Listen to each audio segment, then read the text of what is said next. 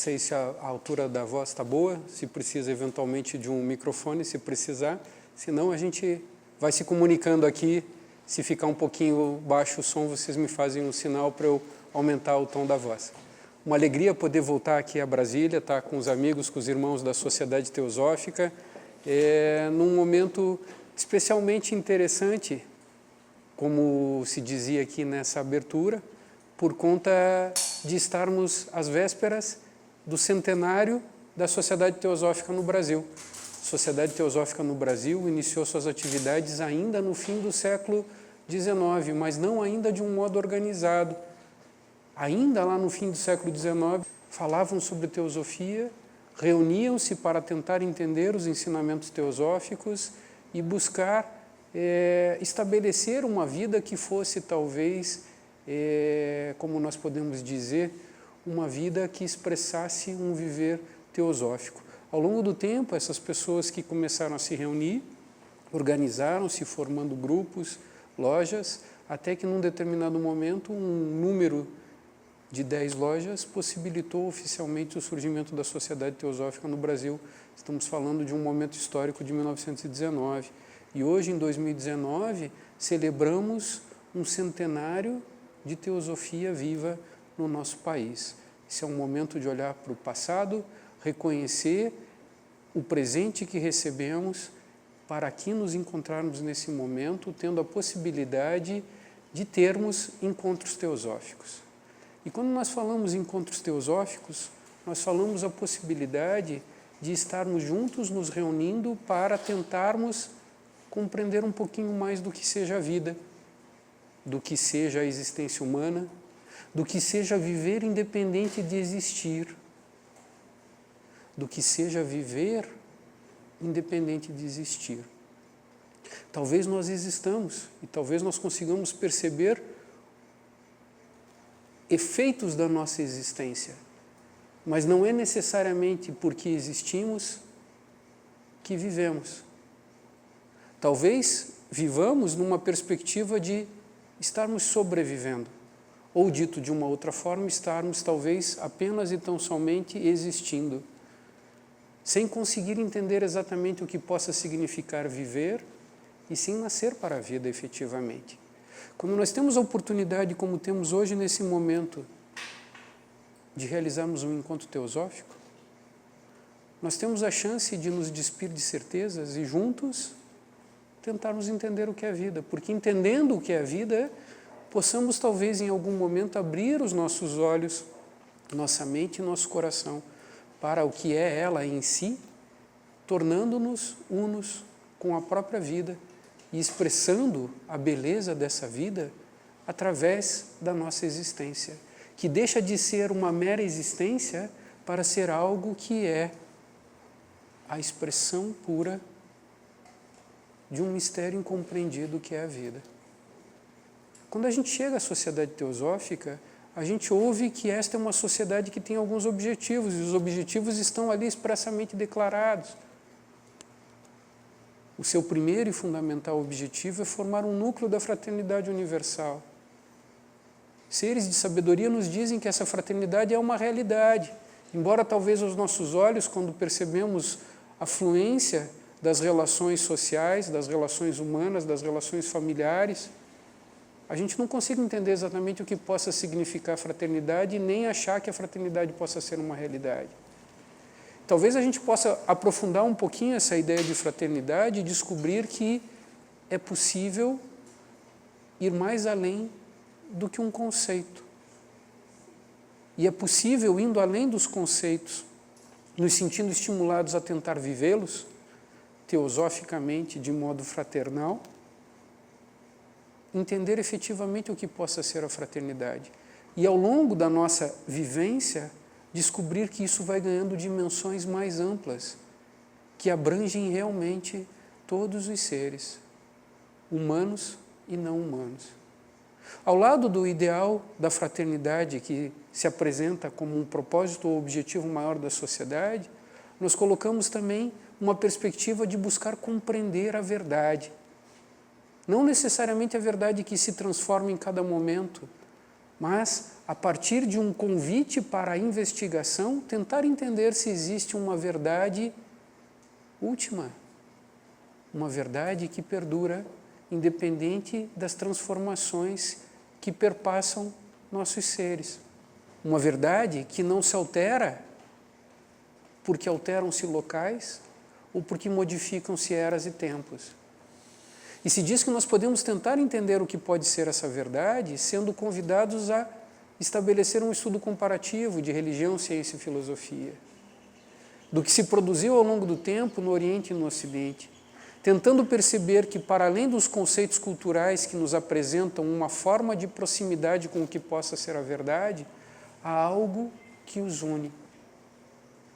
E junto com essa perspectiva de convite ao estudo comparativo, nós temos também a ideia de uma investigação da plenitude do que possa ser o humano. E uma investigação do que ainda não está tão claramente percebido por cada um de nós, do que possam ser as leis da natureza. Se diz que quando a gente faz um estudo com a mente aberta, num ambiente teosófico, nós o fazemos com um ambiente de liberdade de pensamento. E não num ambiente onde se apresentam verdades pré-estabelecidas que precisam ser aceitas ou alcançadas. Existem ideias que se compartilham e que, sendo compartilhadas, devem ser investigadas por aquele que busca, mas num espírito de liberdade. E aí nós falamos então de uma fraternidade e podemos falar de uma liberdade. E podemos nos questionar se a liberdade realmente é um fato que existe na natureza e é algo que possa ser vivido. E talvez, se ousarmos ou buscarmos vivenciá-la, em algum momento também descobriremos que a liberdade tem graus de aprofundamento, como também a igualdade o terá. Ao lado desses objetivos se diz que tem um propósito maior pelo qual a Sociedade Teosófica foi fundada. E esse propósito, segundo Blavatsky, seria servir e ajudar a humanidade a superar as suas limitações, a sua natureza animal e realizar a sua natureza divina. Compreende o que és, ousa passar pelo processo do autoconhecimento, percebe tuas limitações, teus desejos e tuas prisões e descobres que por ti é capaz de alcançar uma superação, de realizar aquilo que é e de encontrar a liberdade para expressar no esplendor o sol divino que traz contigo. Então nós podemos falar de objetivos e de propósitos.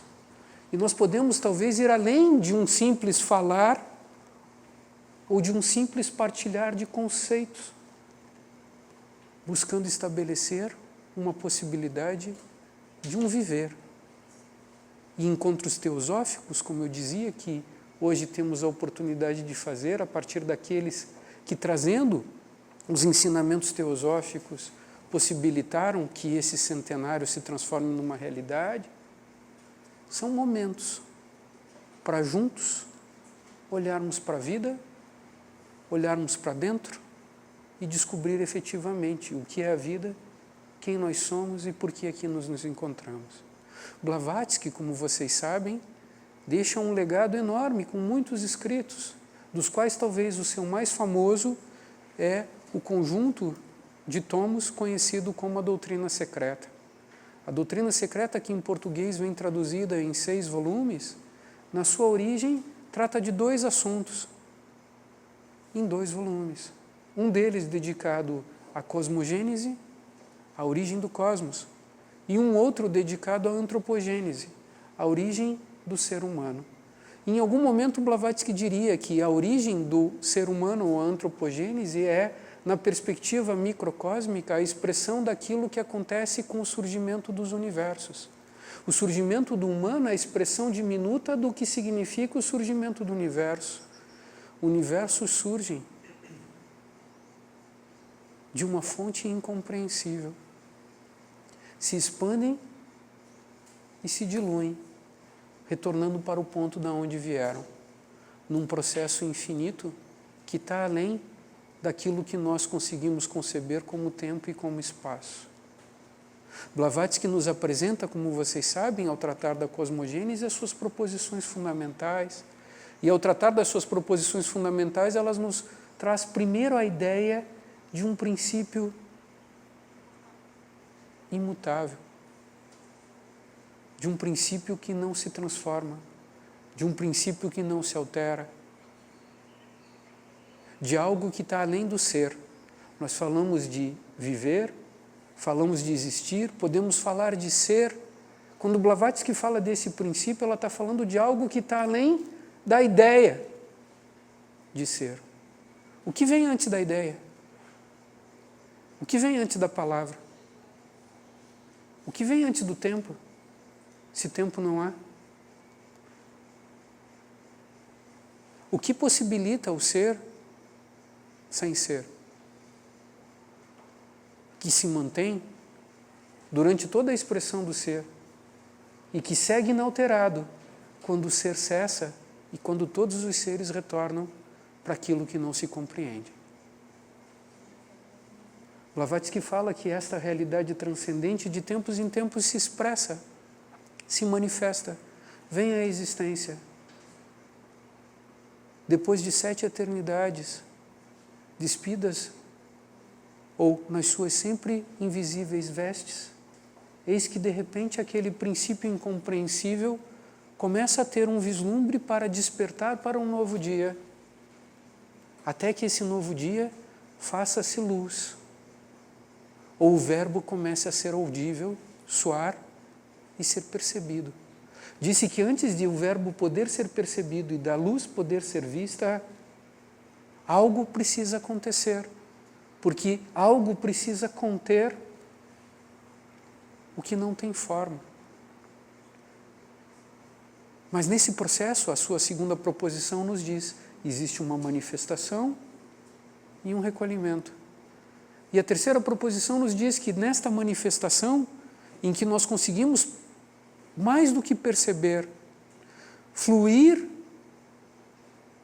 e ser em essência fundamental, a própria realidade última na sua unidade da vida.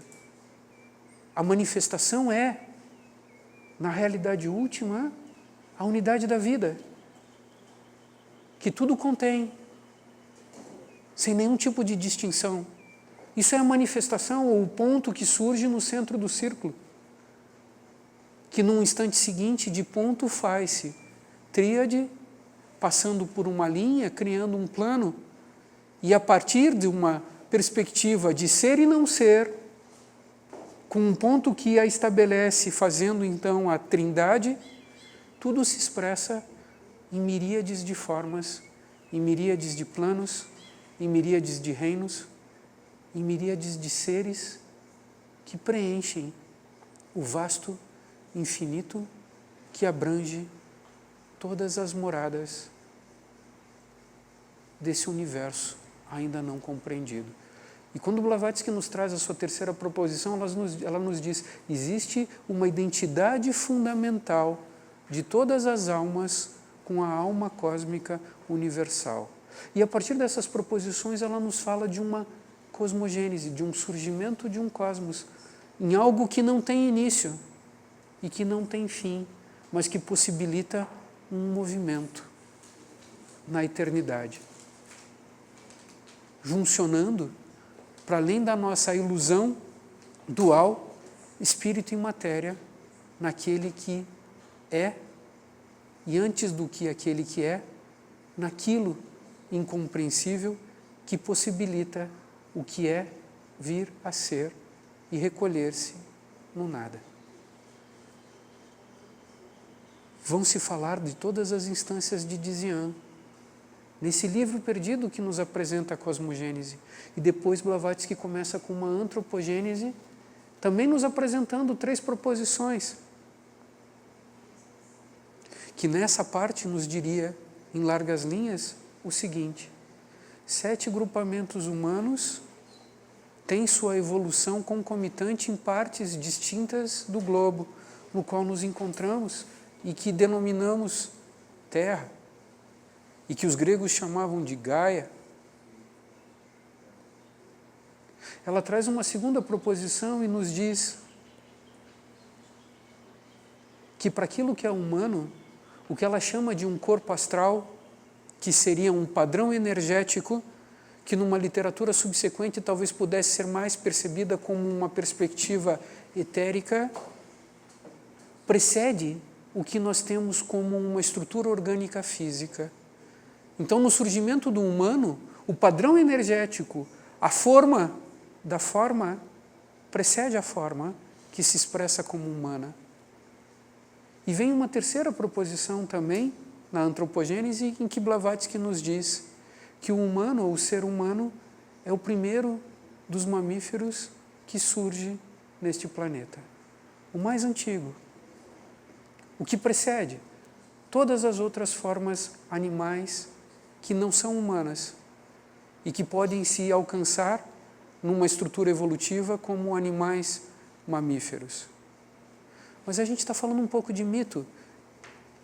E na doutrina secreta, Blavatsky diz, estamos aqui apresentando um estudo comparativo do melhor que se produziu na humanidade, no Ocidente e no Oriente, ao longo do tempo, até que aqui nos encontramos, até aqui nos encontrarmos. Seja numa perspectiva do saber científico, seja numa perspectiva das reflexões filosóficas, seja numa perspectiva do silêncio religioso, que traz luz, luz e luz. Na junção das luzes que chegam à consciência humana, Blavatsky vai pegando o melhor que a humanidade produziu. E ao apresentar a doutrina secreta, ela diz, o meu único trabalho foi colher as mais lindas flores e dar o laço que envolve esse buquê, que é um presente à humanidade. Então, ciência, filosofia e religião. Mas, independente de tratar de um saber científico, de um saber religioso, de um saber filosófico, a doutrina secreta está permeada pela possibilidade de compreensão da teosofia através de uma poética, através de algo que toca a alma, não apenas numa perspectiva racional linear, e por vezes tocando aquilo que se apresenta como mito. Em especial, o mito de Prometeu vai recorrentemente ser utilizado por Blavatsky para falar da antropogênese. E o que é o mito para vocês?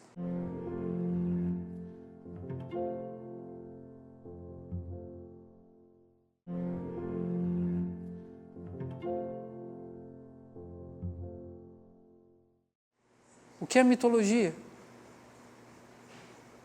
O que é mitologia?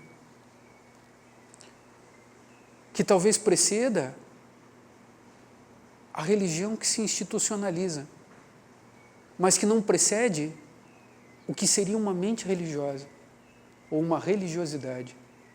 Não precede o que é o contato do humano com o sagrado.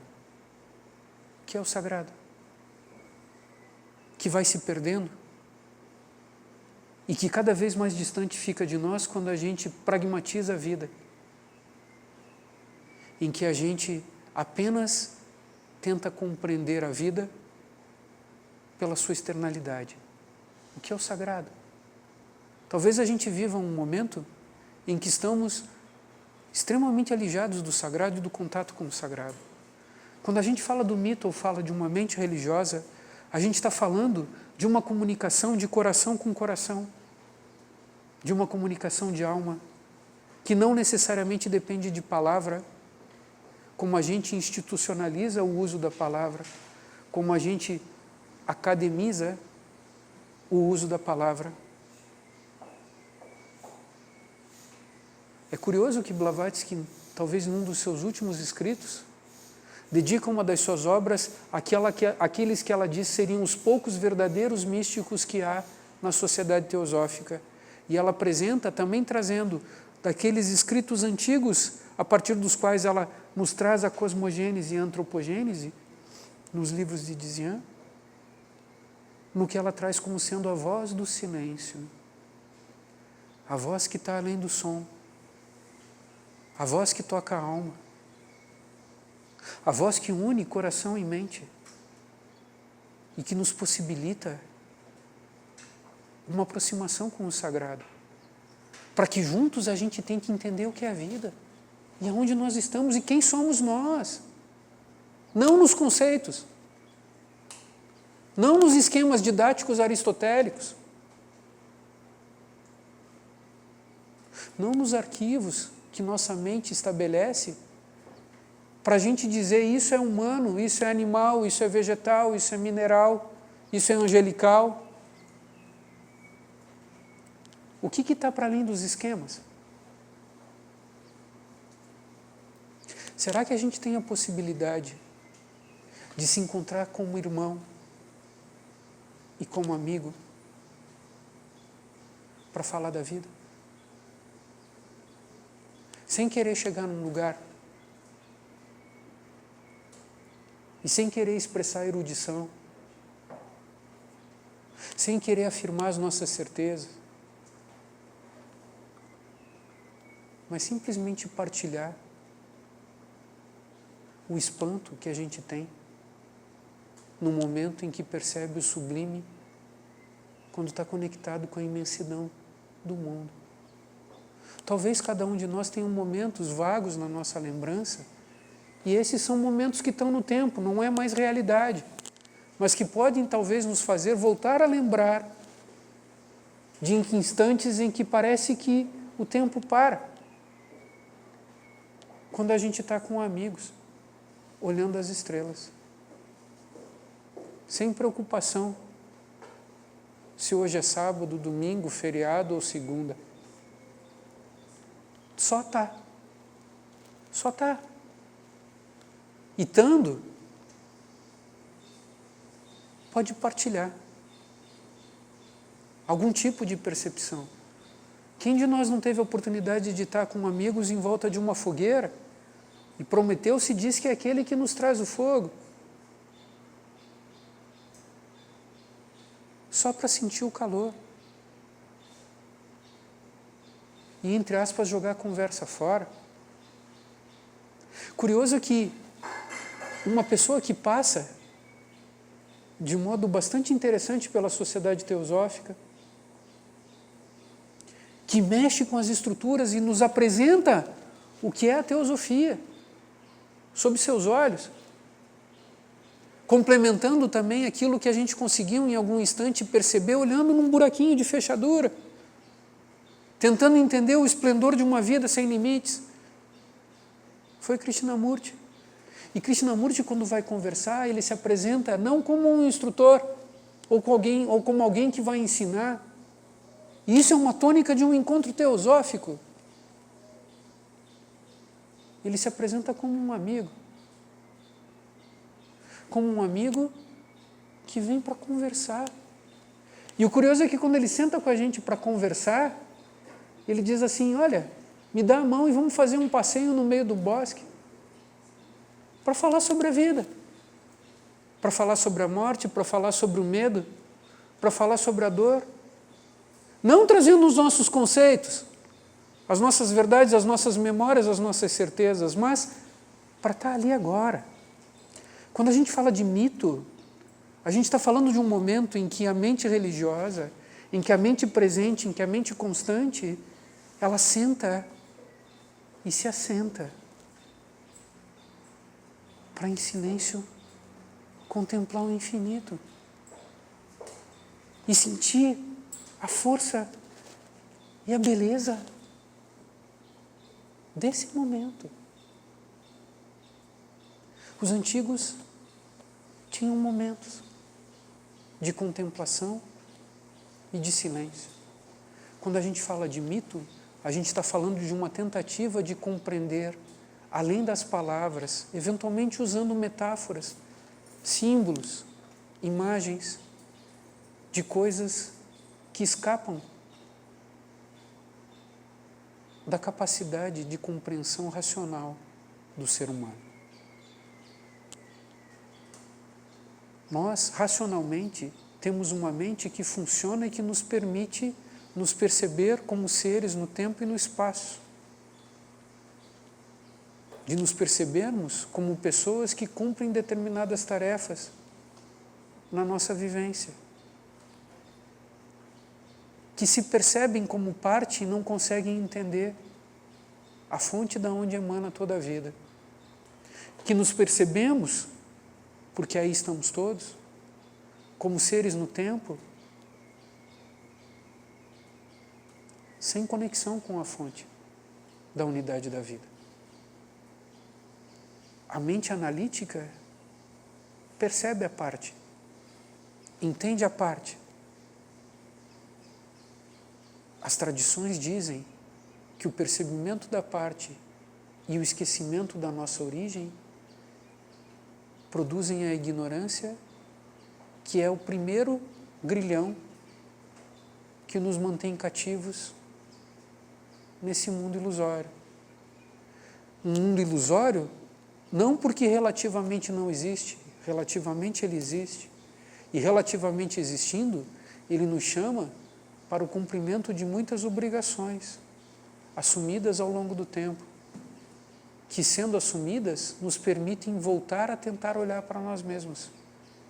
E que num determinado momento nos permitem perceber que, independente de assumirmos compromissos, o sentido da vida se descerra diante dos nossos olhos quando percebemos que aquilo que nos cabe é a cada momento doar o melhor que nós temos naquilo que nós fazemos. Não por ser uma obrigação, mas simplesmente por ser algo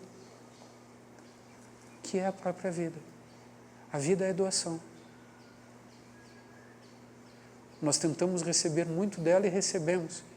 E sofremos correndo atrás para receber aquilo que nós imaginamos que devemos receber.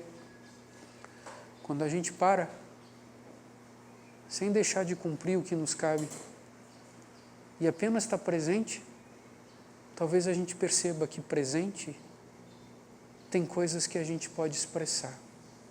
E expressando, a gente se esquece de tentar entender o que é a vida. Porque tem um momento, dizem os sábios, em que aquele que está observando se percebe uno com aquilo que está sendo observado e com a própria observação.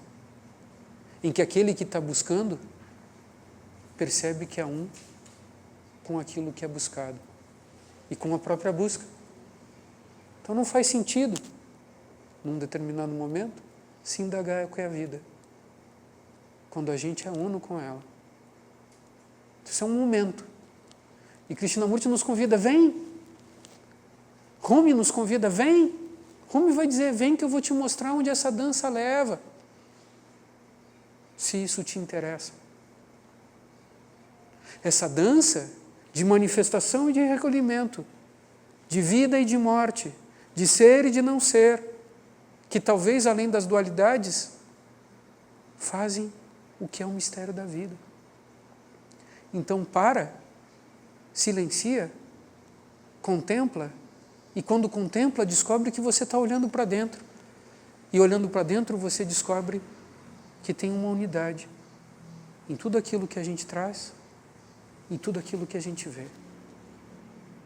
E quando a gente fala de mito, a gente está falando dessas coisas que estão além da mente.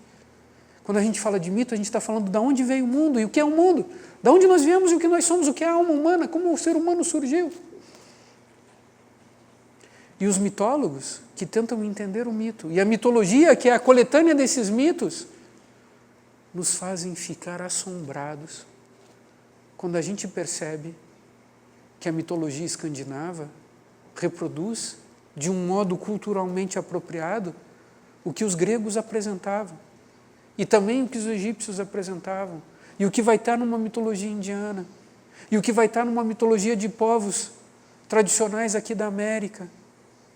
Independente de época e de espacialidade, os mitos vão sendo construídos numa perspectiva de que existe uma mesma dinâmica de surgimento e de recolhimento e de identidade entre o macro e o micro, de expressão de um uno que se transforma em múltiplo e de um múltiplo que, multiplicado num determinado momento, e percebe a si como sendo aquilo que sou, que é, que há. E aí surge Mircea Eliade, por exemplo, que, olhando eventualmente com olhos assim, de um questionador, ou Campbell, que, olhando talvez de um modo que se apresenta mais romântico, nos apresentam uma perspectiva de que os mitos se reapresentam em diversos povos, em distintas culturas, em épocas diferentes, trazendo algo que merece nossa reflexão. Blavatsky vai buscar um mito grego de Prometeu. E os gregos, que talvez tenham bebido numa fonte de um saber já mais antigo, Platão vai falar sobre Atlantes, e quando ele fala sobre Atlantes, no Timeu e Critias, ele escreve do que ele teria ouvido de um tio seu chamado Solon, que teria ouvido de egípcios, que teriam ouvidos e que teriam ouvidos e que teriam ouvidos que outras humanidades existiam antes dessa. Blavatsky fala que quando nós pensamos num humano neste ciclo, um ciclo maior, porque dentro deste ciclo, num ciclo maior, existem ciclos menores. Falar de humanidades é falar de uma categoria de seres que se apresenta nesse planeta há 18 milhões de anos. Coisa que a ciência não consegue alcançar ou perceber. Falar de humanidades e falar de uma reflexão trazida por Blavatsky, também pegando numa perspectiva mitológica de Prometeu, é falar do surgimento do humano e de perceber que esse grande ciclo, na verdade, também está dentro de um movimento eterno, que não tem início e que não tem fim. E que esse tal ciclo, na verdade, é uma continuidade que surge num determinado momento, vindo de ciclos anteriores. E que a atual humanidade é sucessora de humanidades anteriores que teriam vindo de ciclos lunares, de um passado, possibilitando num novo momento, um novo surgimento. Refletir teosoficamente a partir, nesse caso, dos escritos de Blavatsky, talvez seja tentar compatibilizar uma ideia teológica criacionista ou criacionista com uma ideia científica evolucionista. Darwin vai falar da evolução das espécies. Ele teria navegado aqui pela América do Sul, passou pelo Equador, onde hoje estão lá as Ilhas Galápagos, e se surpreendeu percebendo a mutação das espécies que se especializam, possibilitando circularem em meios aquosos e circularem apenas em meio terrestres, com uma modificação nas suas patas. Ele vai lá analisar lagartos, aves, e ele vai falar lá, existe uma evolução das espécies. O mais forte vai dando sua carga genética para gerações seguintes. E nós vamos ter uma vida que sai de um meio anfíbio para chegar num meio réptil, que vai chegar eventualmente num meio mais evoluído, até nós temos mamíferos e mamíferos superiores. E segundo Darwin, nós vamos ter a ideia de que vai haver um Homo sapiens que vem a partir de pitecoides, que vão se especializando. O curioso é que essa perspectiva científica até hoje não se comprova, porque existe o chamado elo perdido. Ela é, no âmbito da ciência, a teoria mais aceita, mas sem uma comprovação, porque nós não temos a conexão específica que mostre um salto de um pitecoide para um Homo sapiens. Onde está esse elo perdido? E, de repente, nós temos teorias teológicas que dizem que o ser humano foi criado à imagem e semelhança do Criador. E nós temos uma dicotomia aí de religiosos e cientistas, tentando trazer para si o que possa ser a verdade. E na perspectiva trazida por Blavatsky, existe uma ideia de que há uma tríplice evolução acontecendo em concomitância. Existe uma evolução do corpo, uma evolução da mente ou psíquica e uma perspectiva da consciência e da expressão espiritual.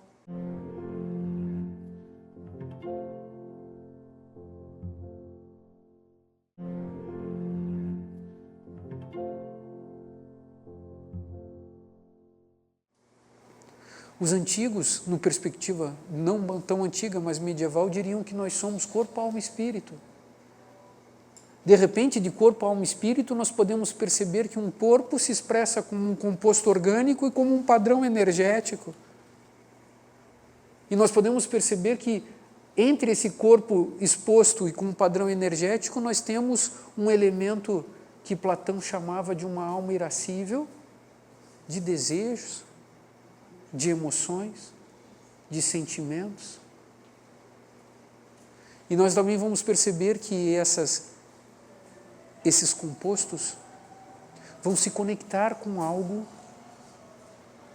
que faz do humano o ponto intermediário entre o céu e a terra, entre o mortal e o imortal.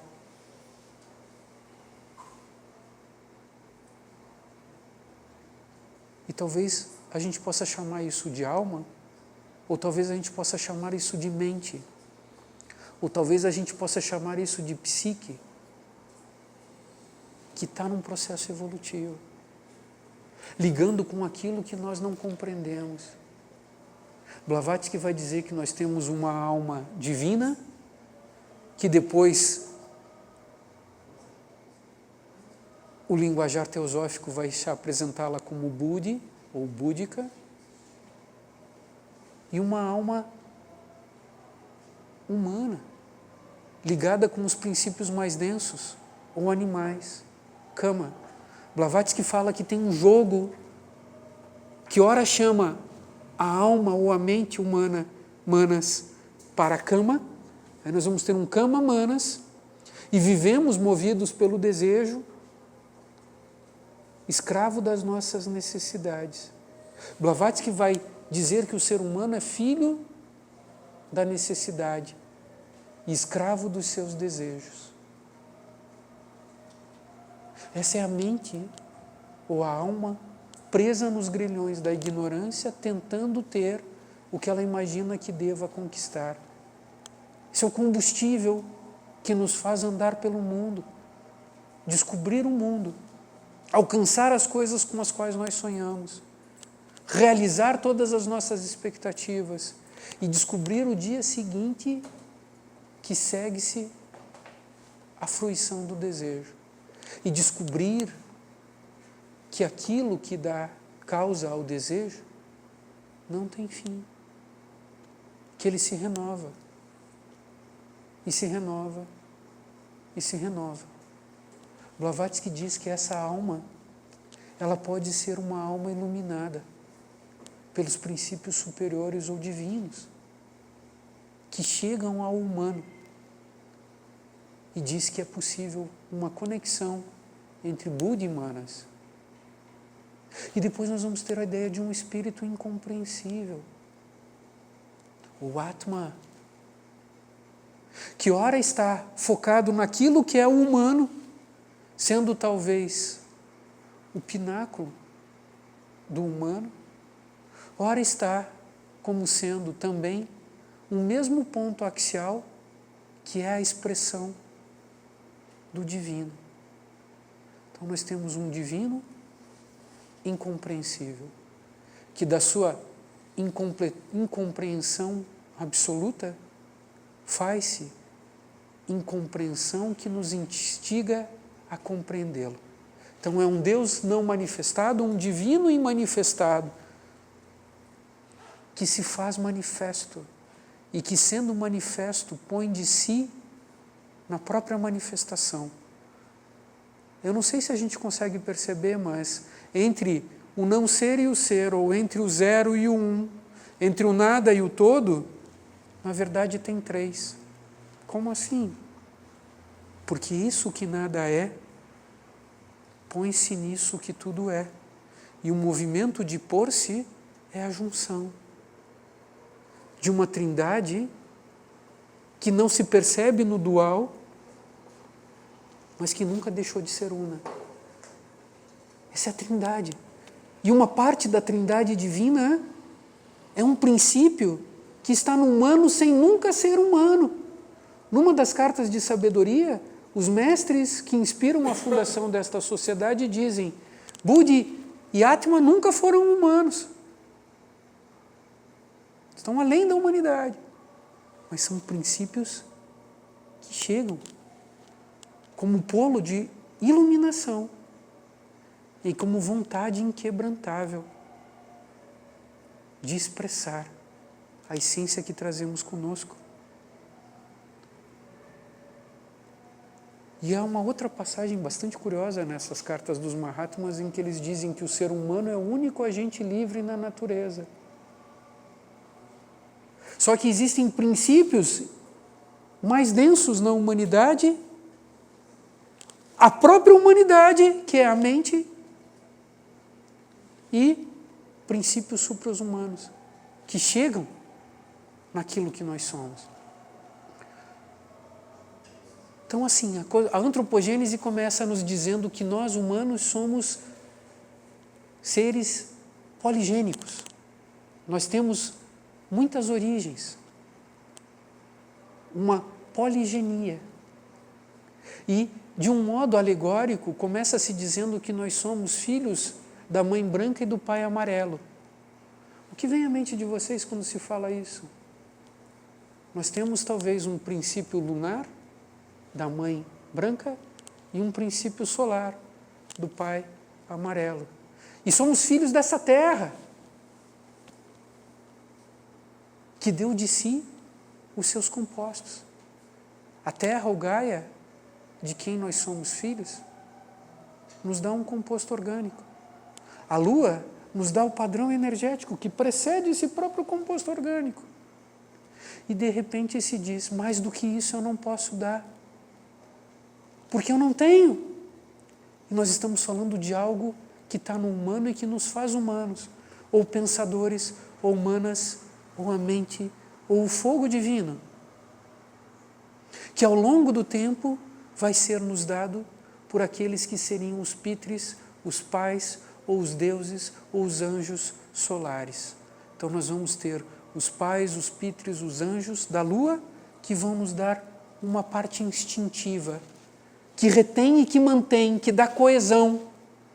Quando a gente vê um corpo morto, um cadáver, a gente olha, não tem vida.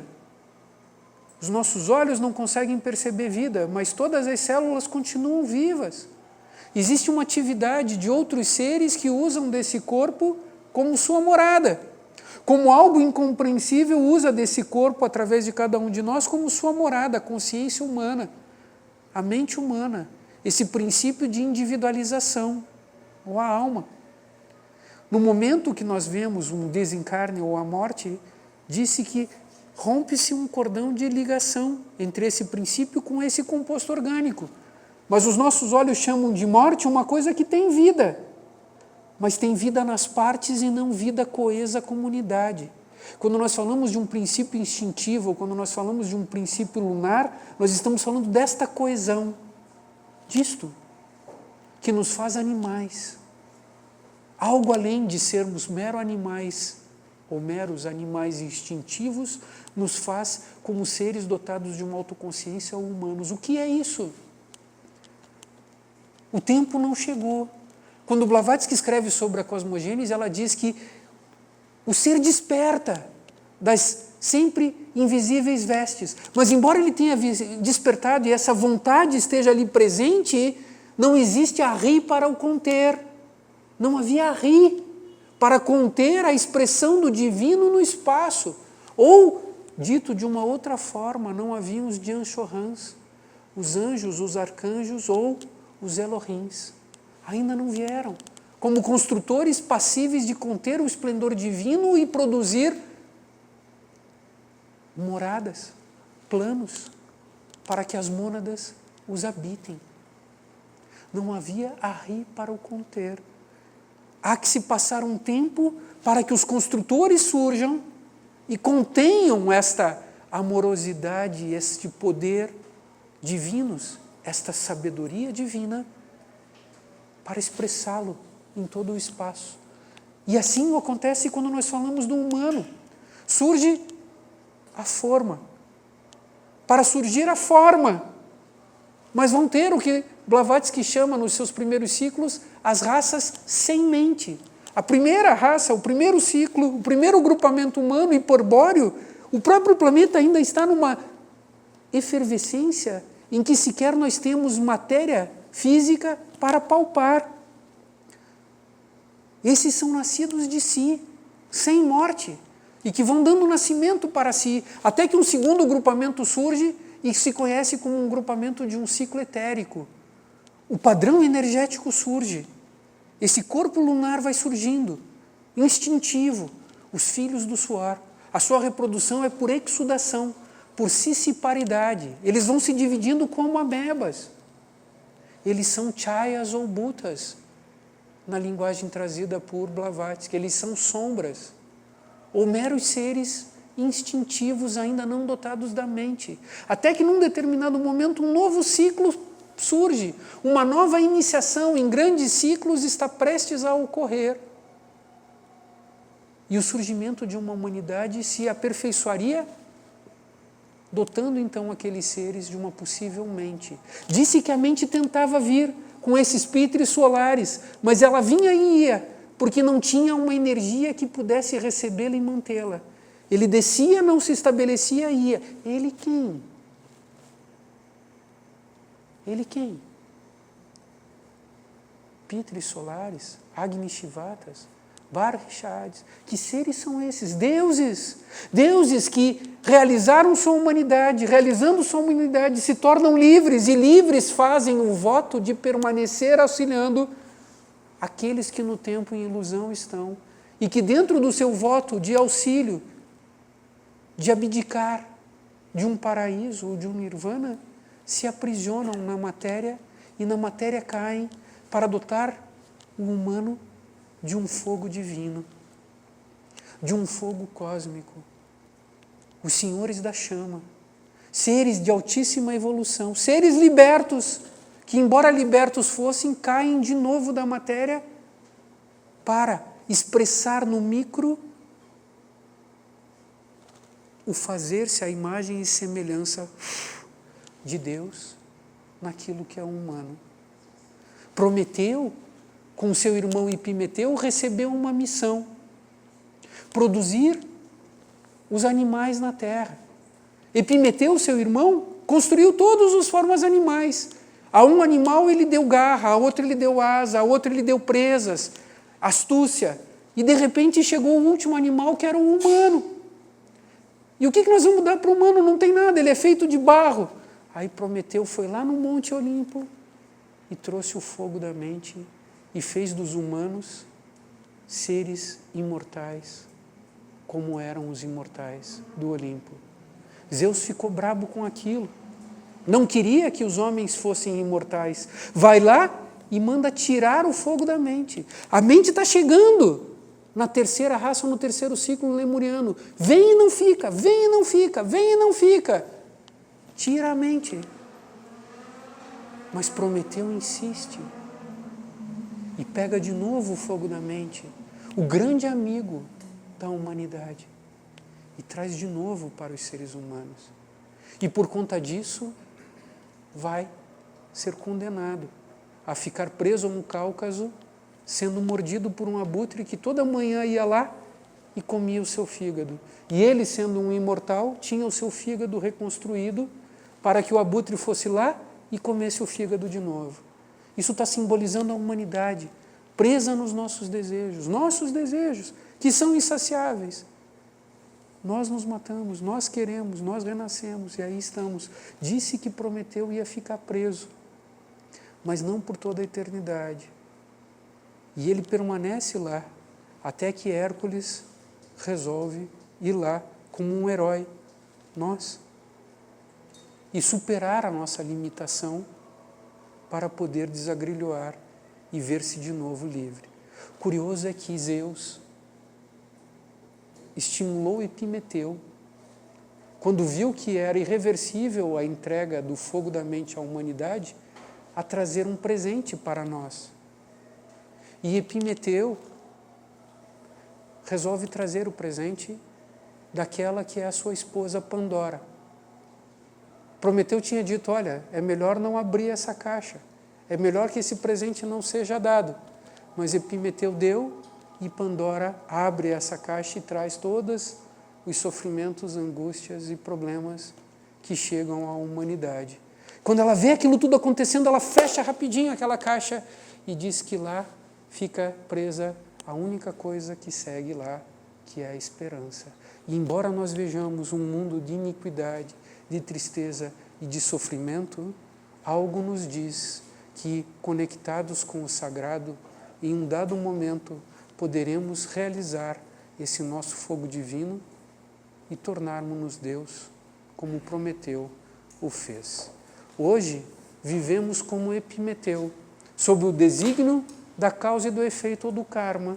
Presos no karma, como aquele que prometeu agrilhoado, nós tentamos aprender e abrir os nossos olhos.